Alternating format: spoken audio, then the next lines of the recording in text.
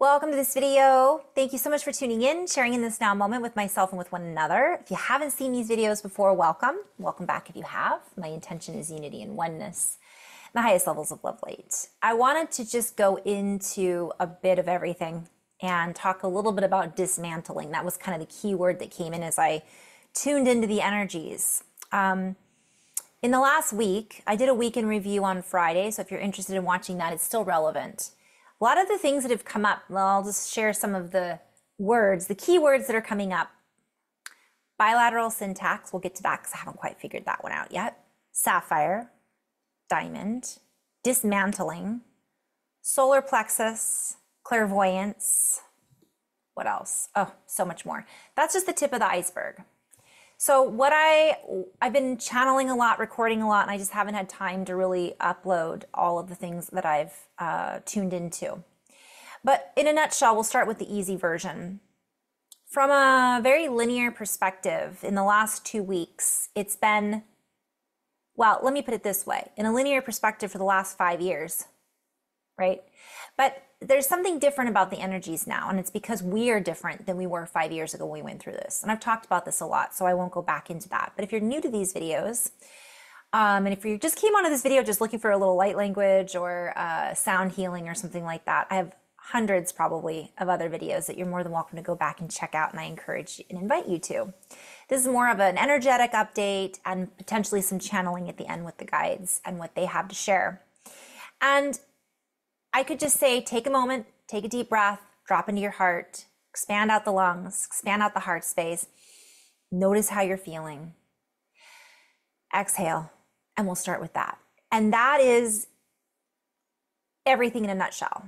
Take a moment, take a breath, take a step back, go within. And I could say that in every single video, and it might get old from hearing it, but it never really gets old practicing it, because there's so much more every single day in every moment that we have to explore, that we have to expand into, that we have to experience, that we have to have and to hold, that is unifying with us, that is merging with us, that is creating a sense of a bigger version of who we really are. We can sense that now. Whereas at other times in the past, we might have thought that or kind of felt it. Now we're feeling it. Now, this isn't for everyone. Everyone's at a different stage or level of their development, and this isn't a hierarchy level. This is actually just where each individual is at in their own expression. And so, did I already say the key words? I think I did. Some of the key words that I mentioned earlier, such as sapphire, have been coming up, and they came up for me 4 years ago. And I kind of recognized that some of the things that happen cyclically in cycles are cycling around again and again. Every year we have portals. Every year we have a solstice. Every year we have Lion's Gate. We have this, we have that, and we have different perspectives every year on what these opportunities for expansion are or are not based on our belief structure. So some of the things that were relevant last year are relevant again right now, but the relevancy has changed. It's different in a slight variation compared to what it was previously. So you could look back at where you were in your life 1 year ago. How was I thinking? How was I feeling? How was I dressing? How did I feel in my body? How did I feel at my job? How did I feel in my relationship? And I bet you, a lot of you will look back and go, wow, very different than how I feel now. Some of you might say, I don't feel any different. It's no wrong or right answer. We're being called to look at ourselves, go within, and acknowledge how far we've come and how we feel right now, and then maybe even look back a little bit without going backwards, like I should have, could have, would have's, letting go of those things and acknowledging where we are now in comparison to where we were previously. And in some cases, we might find ourselves, and by the way, this right now is being encouraged to do daily, to do maybe once a week, however often it feels good for you, because I can tell you right now, today's energies, as of this week, the second week in July, the second week in July, are very different than they were the first week in July, for me personally, and for a lot of folks I've worked with. And it seems like one day or for a few hours, the energies are just super intense. And then a few hours later, they gone. No more. Wow, okay. And then a few hours later, it's like, what? And then I'm fine. What was I even worried about? And then, why am I having all these thoughts? Wow, I feel really calm right now. That feels really good. And I'm sharing this with you. This is how I feel. And I do this for my career, my profession, my joy on a daily basis. I working with the energies. And so there's this idea to be consistent and to be coherent. And that's a really grand idea. And it is doable. Is it easy? And is it something that comes naturally? Well, we would say yes, at the very core or essence or heart of it. Yes, it does come naturally, because that's our natural state of being. But being that we are not living in an environment that was our natural state of being at the essence of love and bliss and joy and everything is sunshine and rainbows, of course, it's not going to necessarily be that simple. We're going to have moments where we feel out of balance and ungrounded. And so it's really important to check in with ourselves as often as possible and go within. I think one of the most recent videos I did said to scale back. And that was a play on words. It was to fine tune our own harmony. It was to go back within to find our tune, but it also had to do with scales and balance, and to really take into account where our lives are at right now in comparison to where they were, and reassess where we want to go, because we've got some powerful energies ongoing, opportunities for enhancements, activations, downloads, upgrades, whatever we want to label it, especially coming up from my perspective in the month of October. I don't know why. I'm not one to usually project too much in timelines, although in readings, as those of you who've had sessions with me might know, I do make predictions in some cases that do come to fruition. But this particular time has to do with astrological alignments. We have some very big astrological alignments going on that I really don't quite understand, because I'm not an astrology buff, but I dream about them. And I see synchronicities that my dear friends, Candace and Jess, who I talk about all the time on here because we do a lot of work together, teach me about or inform me. They'll say, hey, Carrie, this is what you're seeing. This is what your dream was. You know, you're tuning into this gene key. And I think we all do this in our own way. Some people tune into astrology more than they might realize, myself included. I'll be seeing the dragonfly, and it'll have something to do with the gene keys. And of course, I'm not going to repeat what that means because that's not my area of expertise. But I do know dragonfly has to do with illusion. And that's another word that came up this week. Where are we wrapped up in somebody else's illusion? Where are we wrapped up in an illusion of what we think we should be? Where are we really able to create something, or are we creating something from a distorted view? That we have an illusion of something that maybe isn't for our best interest, that it isn't reality. There's a fine line between imagination, utilizing that imaginative key to create our reality that we wish to see, that we wish to create moving forward, right? With our words, with our actions, with our thoughts. And yet, where is that line that tells us maybe that isn't for our best interest? And this is where we come back to discernment. This is where we're being called to go within and do the work. And the work is meditation, coming into unity and oneness with the breath, paying attention to the body, paying attention to synchronicities, asking questions, being conscious, essentially is what it's all about.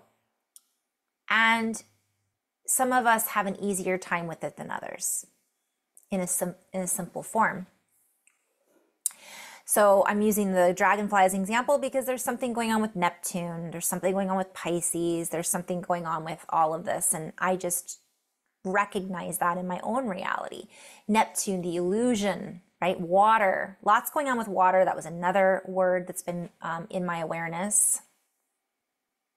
Well, we could say water is always in our awareness because it's in our body and it's part of who we are and it's on the earth.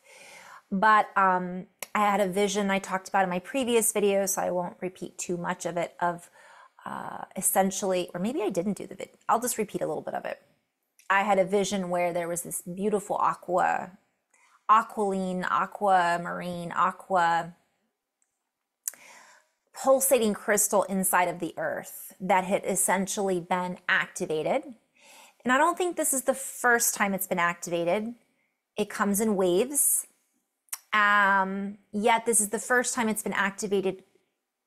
And I'm going to go woo-woo for a moment here. This is my own intuitive vision that I've had. I'm going to wrap in and out of keep it simple, linear reality, and a little woo-woo because it's fun for me. So through my third eye, through my vision, I saw this beautiful pulsating water-like crystal light. It was like liquid light that essentially was pulsing into the crevices of the earth. Earlier, I'd heard the word dismantling. So what's happening is we're breaking down certain things, and during that, the earth is essentially absorbing and releasing. So just like us, we are simultaneously building a bridge and dissolving the old one, the old foundations, while building this new foundation at the same time. I think there's this idea in some of the communities that everything's going to stop and restart. The reset has been a huge key word in the spiritual community for quite some time. We are in the reset. We are resetting moment to moment, breath by breath, through our interactions with the earth, with each other, through our bodies, through our dream time, all of it. So it has already been reset. We are just doing it now. And as we do this, part of this dismantling the old crust, the old earth, the old pie is dissolving. And it might be crunchy at times, might be uncomfortable, it might be imbalanced. And again, back to Libra and the scales. So we're sometimes called to step back, go within, so we can reassess and where to begin again in our next moment, in our next hour, in our next day, in our next week. So we're really being encouraged to take things day by day, hour by hour, moment to moment, and be very present with what we are accessing, encountering, experiencing, speaking, thinking, all of it, because we are in a higher density currently. And that's all plant words. Currently, currents, waves, electricity, density. We are uplifting and unveiling concurrently with the dissolution of the old, with the creation of the new. And it can be confusing for some and emotionally challenging. Some people are having these waves of just complete chaos. So I'm just seeing the horse. The horse was another thing that came up this week. Horse represents freedom, and it represents certain things in the gene keys. So I encourage you to look that up. I think Candace Coe, what's her? I'm trying to remember your Instagram, but you can look her up, and she's got a lot of information on the gene keys as well that she shared with me recently in regards to freedom and horse. But I was having a picture as I was saying that of a horse, right? Somebody riding a horse, like, whoa, pull back the reins. Let's see where this is headed before we just jump. Simultaneously, though, we're being asked to go for it, take the leap, but do it from a place where sometimes we need to take a step back first before we take the leap. Doesn't mean don't take the leap. Where are we taking the leap from? This isn't a logical thing. This is more of a feeling. It's a sense. It's a recognition that we've got this. And some people need to go to sleep for a little while, wake up and reassess. Other people are like, I'm ready. I'm raring to go. Let's go for it. Not comparing ourselves to them. Although it's almost impossible not to do that. We always compare ourselves to each other, but not comparing ourselves to where we're at to where somebody else is at is so important. But if we are, we can ask ourselves why, and we can use that as a tool also, as long as we see it from the right perspective. Meaning not judging ourselves for not being where they are, or being as good or as this or as that. And recognizing it's more important for us to compare ourselves to ourselves, where we were, how far we've come and if we are going to compare ourselves to others, to do it from a place of why am I comparing myself to them? What do I see in them that triggers me, or that makes me feel inspired, or makes me feel unworthy, not good enough? So these are all judgments that we're being called to reassess and acknowledge. So that acknowledgement is key to us understanding more of what's working for us and what isn't moving forward. So then we can determine where we want to guide our horsepower, right? Where we want to put our energy towards. Where is it that we don't feel free? Where can we give ourselves more freedom? And that's kind of play with that word a little bit. And this was kind of centered around, of course, we had just had in the United States, the 4th of July. That was centered around that theme. But this is kind of an ongoing theme. Oh my goodness, there's so much. There's so much. Okay. Do I channel? I feel guided. Let me just kind of tune in. So here's a perfect example. I'm all over the place because there's so much that I could go into between the changes that I'm seeing inside of the earth clairvoyantly. I'm really being called to repeat. Our clairvoyance is kicking in. Our solar plexus, crown of thorns. I want to go into that a little bit. I still want to do a video on the solar plexus. I did that recently. If you feel called to go back and watch that video, I'm going to go into more depth on that. And it's got to do with a lot of things. But telepathy and clairvoyance is really kicking in for a lot of people. And if you're not grounded, if you don't know yourself, if you're not able to differentiate between your high emotions, overreacting, reacting to the energies, for empaths, it can be very challenging because we're all empaths, but some people feel it more than others and they identify with that. It's even more important. And there's people that don't know they are, or they don't know that this is something that's normal. It's normal to feel other people's stuff sometimes. We're electrical conduits. We have an energy field around our body. When you go to a sports match, tells you how much I watch sports, you feel the energy in the room, in the stadium, wherever you are. This is palpable. So of course we're sensitive beings. We weren't taught in school how to manage those feelings, how to manage those, the intuition, how to recognize I'm tuning into their thoughts. I'm hearing what they're going to say or thinking before they say it. And I want to touch briefly on that. It isn't what we think it is. A lot of times we're picking up on it and we don't realize it. And we might feel, anxiety in the pit of our stomach on top of what we're feeling personally. So let's say we're having a moment, so that was something I'm being called to just address briefly. So when we got hit with this energetic wave, and I'll say, let's just talk a little bit about the elephant in the room for some people. Some of us know that there are activities going on around the earth, in the earth, that are not organic. So we can blame, that was the other word that came up, was victim.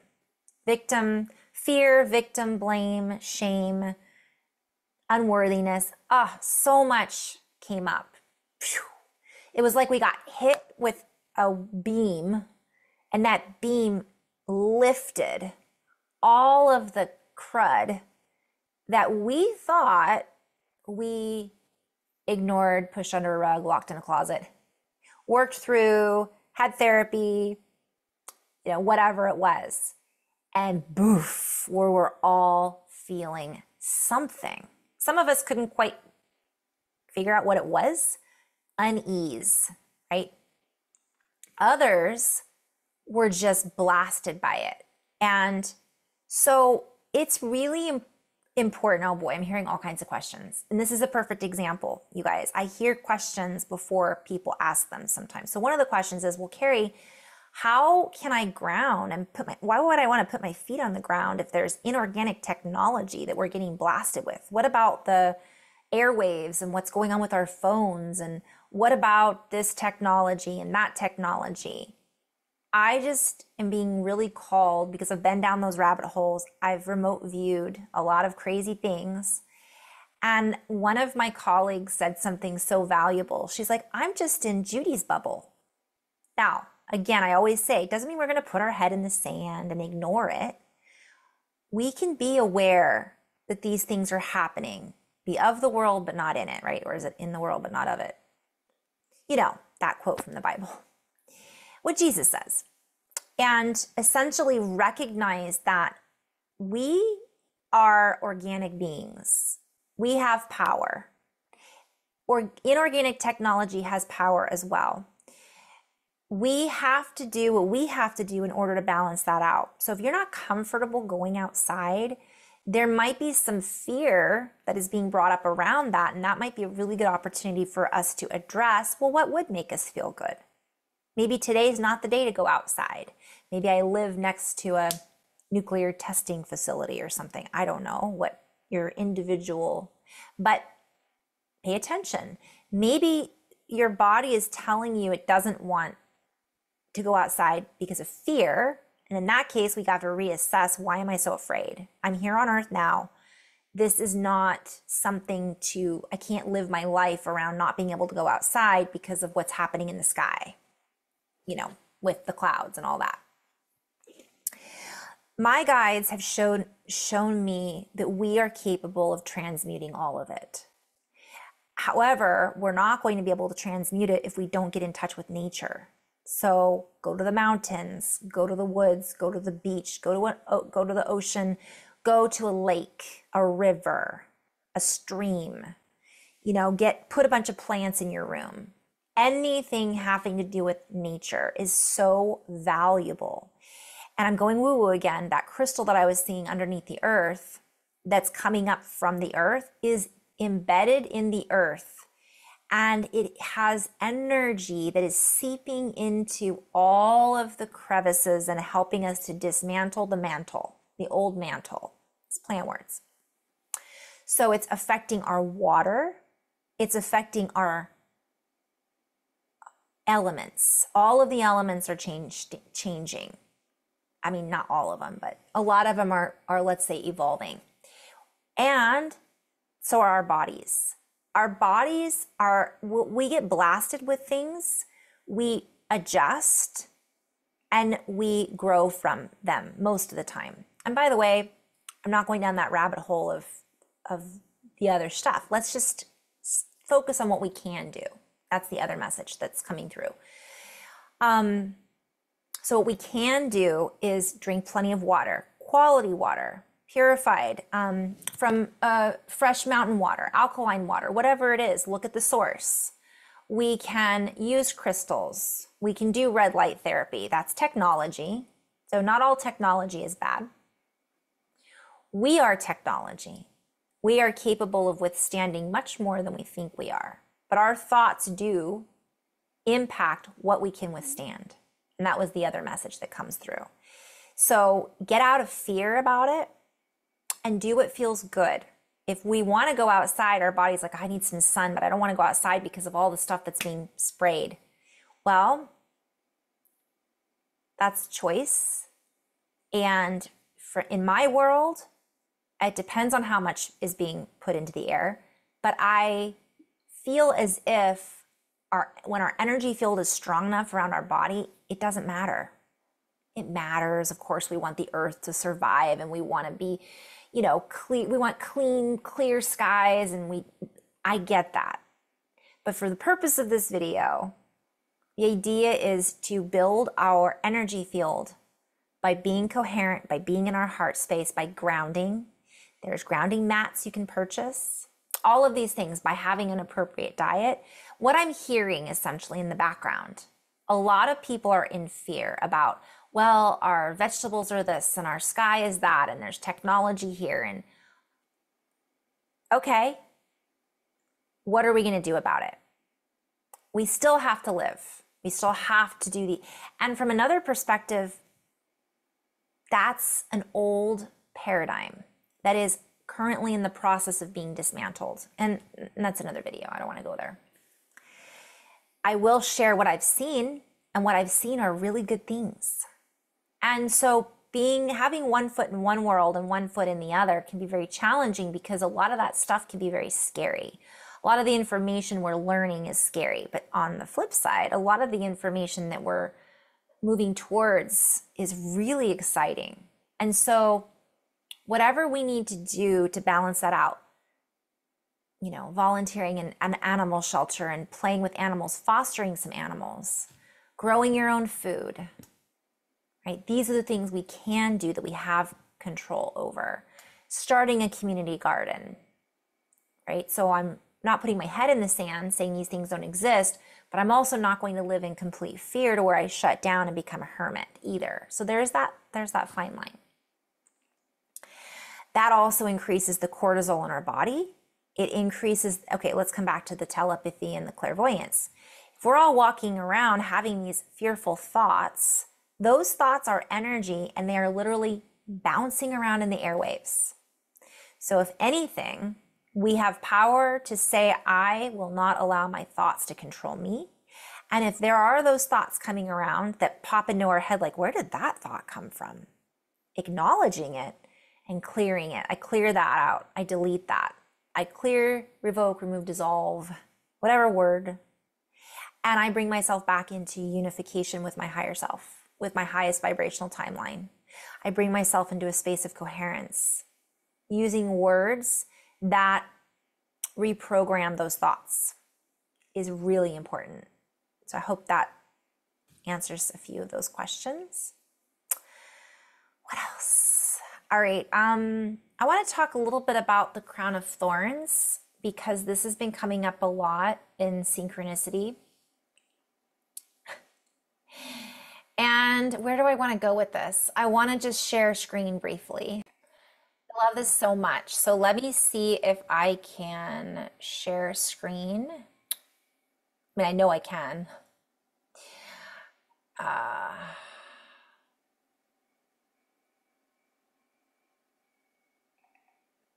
So I'm on zmescience.com.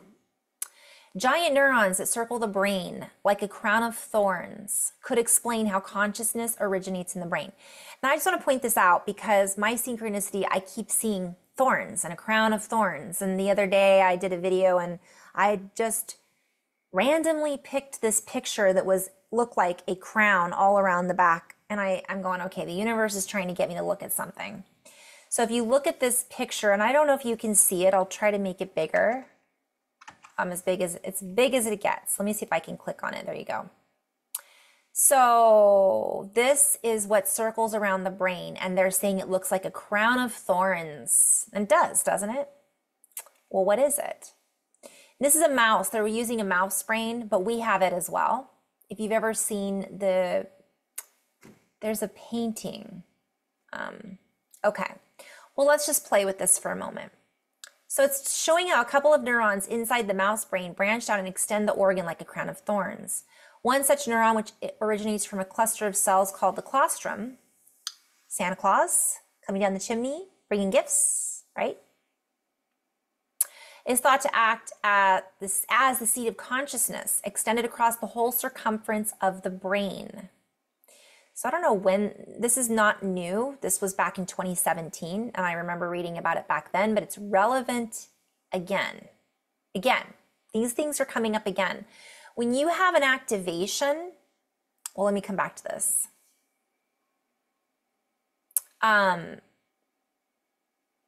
That's it. I'll just come back to that. So recognizing as within, so without. So I saw this happening and opening and moving through the earth, this crystal. And I thought, it kind of reminds me of a pineal gland or a pituitary gland, because we've heard about the pituitary, the pineal being a crystal, right? And it's piezoelectric. And I hope my internet doesn't go out, but so we have this piezoelectric crystal that is a transmitter in our brain. And so when we activate these neurons and the synapses fire and whatever else, it hydrates water. This is my own flow about this, our brain. And it creates certain things to fire and activate around our entire structure. And that, of course, sends signals into our body. It changes the chemicals in our body, and it helps us to activate and know more, K-N-O-W, know thyself, right? And so this is happening for a lot of people. Pressure in the head, eyelid fluttering, eyeballs not quite feeling right, ringing in the ears. I already said pressure in the skull. Now, this isn't the only thing. We've got the solar plexus that's activating more. We've got the heart that's coming online for a lot of people. So the higher energy centers. While simultaneously, we have all these things coming up from the lower energy centers, such as fear and lack of self-worth and not trusting ourselves or not trusting others, so on and so forth, that are coming up. And it's almost like this clash of the titans, right? The lower structures with the higher structures, and it's like this swish, slishy, sloshy oil and water. But what I was shown is, and I'm going to kind of be in flow as I say this, I was shown that blue light, that liquid light, that crystalline light that's water, kind of just covering all of the raw nerves or the dormant nerves. And this is just my own perspective, you guys. Obviously, there's probably a better way to explain this, but this is what I was seeing clairvoyantly. And it's literally traveling throughout the entire system of the body of the earth. And so a lot of this stuff is actually being covered. I saw this sheath coming around them, and I actually heard the word sheath. So every message I get that's changes in the earth is also, to me, changes in the body. So as within, so without. So that's something to keep in mind. So I'm seeing a lot of this coming online, hence, and the ears. I did a video 2 weeks ago or so about the ears. And then I had a dream about somebody's ear coming out really big, and they were saying they were a mutant. And then my friend Candace is like, well, that's the mutant gene from the gene keys. A whole other, maybe we'll do a video about that. In fact, we should. But this mutation, okay, is happening in our bodies in a good way, from my perspective. What else? So what happens is, for different people, certain things are activated. You know, maybe their telepathy comes on, maybe their clairvoyance, maybe it's clairaudient, they're hearing things. And that brings me back to, I think I said clairvoyant earlier, but I meant clairaudient. If you're hearing things, that's the audio. If you're seeing things, that's the voyant, right? Void. So some things we start to have happen more clearly, but all this other stuff is coming up. So some things are much more confusing and muddled. And we're in that process of balancing out the scales.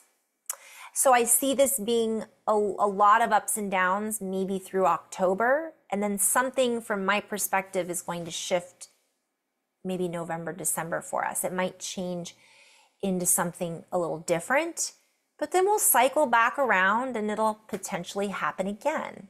So this isn't anything new. We've been hearing about Santa Claus coming down the chimney for years. Where did that song come from? The claustrum, the brain, the spinal column, the kundalini.